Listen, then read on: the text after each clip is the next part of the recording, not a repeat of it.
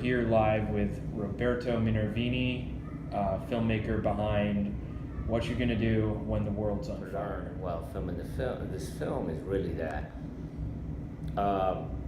What we're going to do with the world's on fire depends on who we are and the temperature of the flames in our own world. Like as a white European, I think I can run away and wait for rescue, which usually arrives. In Black America, sometimes running implies salvation. Usually people end up either they rescue themselves or they burn in flames on the fire. So it's a question that implies some reflection, and that's really where I'm at. It's just, the title is a starting point for a debate over really what's going on in the world from a white and black and non-white perspective. Well, definitely one of the most affecting parts of your film is that you've chosen characters who are kind of reclaiming their own fate. And I'm kind of curious, this isn't your first film in Louisiana, but what made you decide to depict this milieu through this lens? Yeah, I was going, initially I wanted to go and dig deep into the roots of the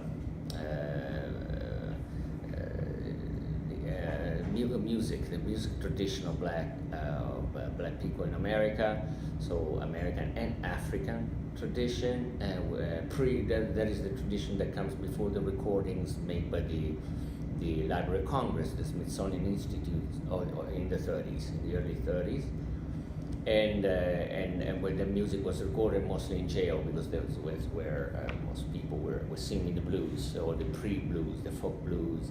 That was in jail. And then, so that's when I met Judy Hill, the woman that is the main, let's say, the catalyst of the film. And Judy comes from a tradition of family of musicians. But then I realized that there really didn't have to go back in the past to tell a story that's so pertinent for the present, and it tells also a story that there is a continuum really of the past, of past stories and histories. So that's how it started, meeting Judy, and then through her, meeting other people in the community. Judy and the music scene in New Orleans were two kind of catalysts for the story, and then the rest kind of told itself as you followed around the subjects. Exactly, that's what really happened, and that is a big part of the way I approach my films. It's always been like that, at least from my second film, Low Tide, until now, which is my fifth feature film. It's always been, finding a starting point which comes from a person and that person's story, and then I just trust that that person will guide me through the personal story and the story of other people, and that's how the journey begins, because really the film is built during the journey, since there's no theoretical or even written approach to a story. So it's really a leap of faith, and it's me passing the baton to a person. In this case, it was mainly Judy Hill in the beginning, and then started to tell a story of other people. That either related somewhat geographically, or even there's family ties with Judy, and sometimes there's no relation whatsoever, except with the fact that their stories overlap in some way. When do you decide that the story is wrapping up or coming together, or how do you kind of figure out when to take things into post-production? If it were up to me, I would never really decide what the story would be. And I know it sounds banal, but it's not just that. It's not just because I would like to keep shooting. It's not that. It's because really there is this inevitable sense of I have a sense of the magnitude of the story that could be told, and as the process goes on, and the process went on for this film, I gained so much access to many stories and communities and people, and having collected only 150 hours of footage felt like nothing, and I felt like I needed maybe 10 times as many hours. to tell a story. It was pay justice to really what the subject matters are in the film. Having said that, so how can I limit that, the impulse to go on forever? It's just simply by putting a deadline a priori on the project, and everything is scheduled so that we cannot go beyond the deadline. And the tradition is that usually the deadline is my birthday, and so that day we won't film, we just celebrate, and perhaps even narcissistically we celebrate the end of a journey, and also one more year of life for me. So it's usually my birthday, which happens in summertime, which is when I shoot, because it's a good time to shoot. It's a downtime in many cities, and so that's how it works. Otherwise, I could continue, filming for a long time, much longer time. That's cool. And do you feel like that helps you achieve a certain either organic sensibility or authenticity to the lives of your characters, that maybe a story you work too hard to tell, going overtime, searching for specific details to wrap it up, might get out of your hands? I think in a way, I could answer yes, that there is more authenticity, and the immediacy of the story is preserved by putting a limitation in terms of time. But I think all of that is a product of the fact that by saying that there's no way that I could continue observing, filming, I'm actually letting go of control of a big chunk of control over the outcome of the film process, and that implies authenticity. The less I control, the more authentic the process, organic and authentic the process it begins, and the more authentic the result, the outcome of the process is. So yeah, it is all setting an definite end on the film process, no matter what the results are. So that implies loss of control, and that is something that is very important in my way of making films. So letting go of control. The structure of your film, I really liked the pacing, going between the new Black Panthers and then the more intimate portraits of Judy and the kids, and you kind of want to know where the other story is extending, and as you shift between each of them. And I'm curious what your creative thinking was for the juxtaposition of kind of the cultural versus the personal. So in the beginning, everything started with Judy. So it's a new Judy story, and her family, and her determination in keeping the family really afloat. So it's her survival instinct, despite all her the backstory there is, and a lot of that is in the film. And then through her, I met the children. So I was already aware that there were the elements of generational change, which implies inheritance of a culture, legacy and inheritance of a culture, and the dysfunctional modus operandi that is being imposed on Black America just because of the false start that they have compared with the white America, which pretty much has a golden ticket in their hands. So all of that was there. I was also aware of the elements of the female presence, especially in a part of America, again, Black America, where it is estimated 30% of Black male go to jail at some point in their life. So I've seen broken families without a male figure. And then the Panthers, which came later in the film, because it took longer to get them on board for some reason. Some of them could be obvious and intuitive. Took them longer, and they represented this kind of, it's a continuum of history, or the fight for equal rights, and it's the reminder to us, to them, to the world, that we must not stay content with lesser inequality, where the ultimate goal has always been equality. So they are the political framework, and in a way the fuel which makes this film, and the components all, I think, work together. But yes, but the point is, in terms of the structure, it's kind of circular, right? We have we have moments, we go back, and at some point we understand that that's how a film is going to be. At least that when I made the film, I wanted it to be clear that this is how the film is going to be. We're moving from a chapter to another chapter, and we're going back. And I make no, I make no mystery on that.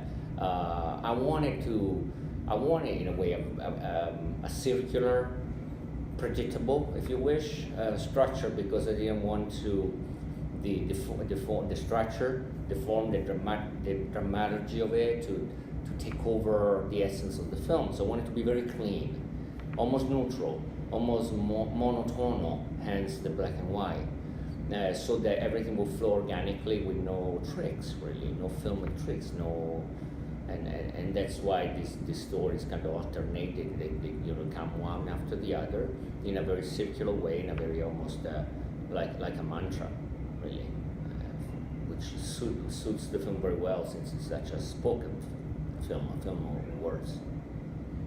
And I think the circular structure is also true to life and to history, and the universe just kind of moves in circles if you think about the orbiting planets. And exactly, and I think the whole film, and that was the beauty. It wasn't a challenge; it was the beauty of editing, and we knew that from the beginning. That the beauty, we were at peace editing this film, because we knew that there's no particular order we had to follow. One could make potentially an exception for the Panthers, but not even, because what happens between the Panthers and the police is not necessarily, it's not the end. It's just a given point in time, and even in the path of the fighters, not the Panthers. So the film could have been composed in many different ways, and of course that is my intervention. Is me wanting to structure it that way and to give the sense of circularity. But you're right on that. The film really, these moments could have been placed completely differently, and it would have said a similar story. well, I really like the way you did it, because I think there was kind of a give and take between the cultural causes shown in the Panthers, and then the personal effects in these characters who are doing their best to survive when society has turned its back on them. A mix of social, cultural anxiety and the culture that's inspiring it. Yeah. Can you talk about your mix of documentary and drama? Obviously, your film is really beautifully shot and lit, and the compositions look like a fiction film at times. Yeah, I mean, there's obviously reasons for that. My approach has never changed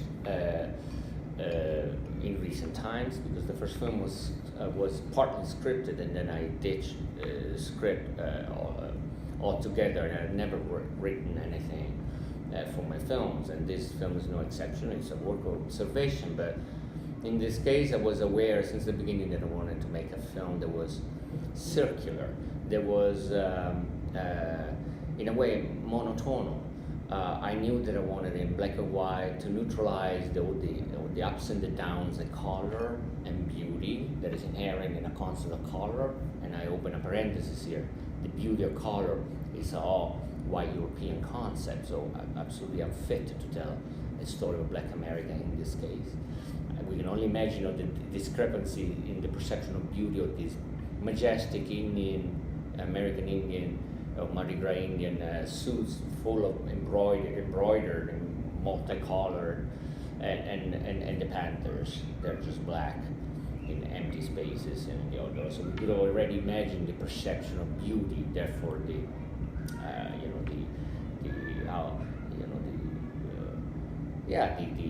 appreciation for the stories would have been different. It would have been a hierarchy. It would have been the class struggle all over again. So for me, it was very important to shoot in black and white, and I knew that was fiction. It's a highly aestheticizing component. But there's another thing that perhaps I should clarify when I talk about work of observation. My work is really one of a rigorous observation, by formally speaking. And what I mean is that as soon as it's time, when there's a moment unfolds before my eyes and I'm ready to film, I immediately double check the conditions in terms of lighting and sound. If the conditions don't meet certain criteria, which is they don't match,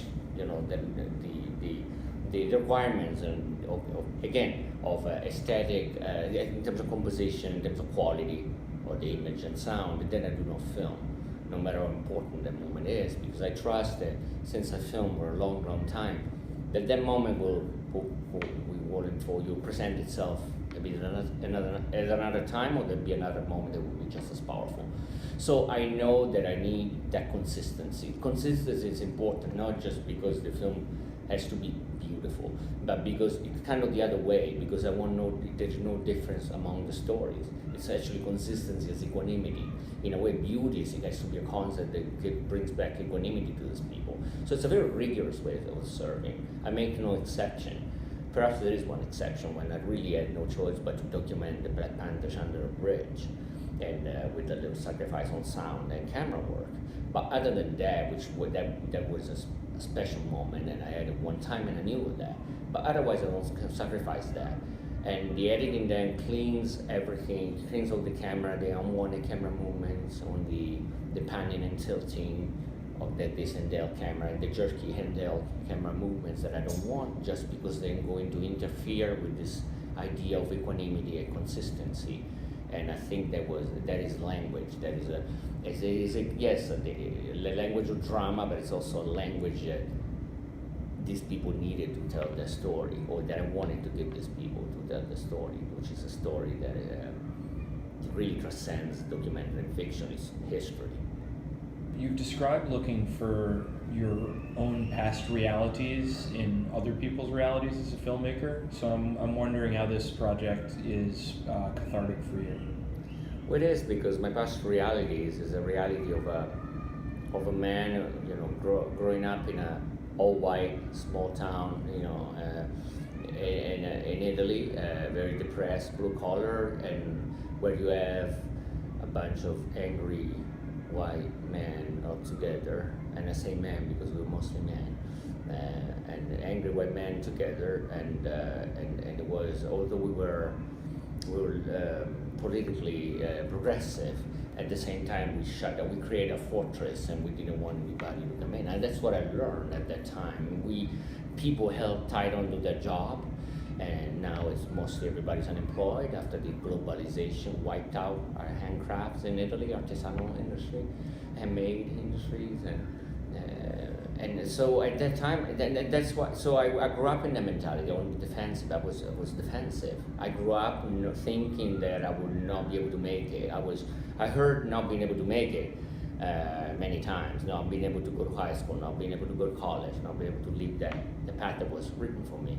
So there is something that I found magnified in other parts of the world. And coming to America 20 years ago, I found out that not being able to make it was also not part of the class struggle, but also the racial divide, and the two overlapped in a very dramatic way. Why? Well, there's a history that goes back into the coercive way with which black people have been brought into this country. So there was something big that I've been thinking about it for the 2 decades that I spent in this country. If and how to tackle a topic like that of such magnitude. So definitely to tackle that topic, but also to expose my own limitation, my own narrow views of a young Italian man who lived in a place where we were all white and we were all complaining and fearing for our future. And I came to believe that perhaps, I had nothing to fear, because I was going to be fine. Because after all, I still had a golden ticket, which is a golden ticket of, just being white and perfectly integrated in a society. And the value of depicting that fear for you as an artist, what does that mean to you, or what is maybe difficult or cathartic about portraying it? I think, the fear, there's always 2 ways of approaching fear, walk or fight or flight. walk away or walk through it, and they're both very legit approaches. It's just as long as I, as an artist, take responsibility for my choices. So this was really a matter of holding myself accountable in terms of the choices that we're going to make. I wanted to dig deep into the roots of Black America and the big racial divide. I had many situations that were scary, where I felt just that I wanted to be somewhere else, or I felt inadequate, and I had to make choices. And that's the catharsis, really. When I chose it, at times I chose to fly, and maybe that's not in the film, but I would say most of the times I chose to fight my own fear, and I was able to get to the point where I could film, next to them, with the people, being on their side, offering, some sort of complicity in being there, just putting myself at service for their stories. And a lot of the people who work with me, a lot of the characters of the film, really experienced that firsthand, that I really was there to be with them, and despite all my fears, and that was cathartic for both of us. Really. Well, I think you share that with your audience. I think that really comes out in the final product. I hope.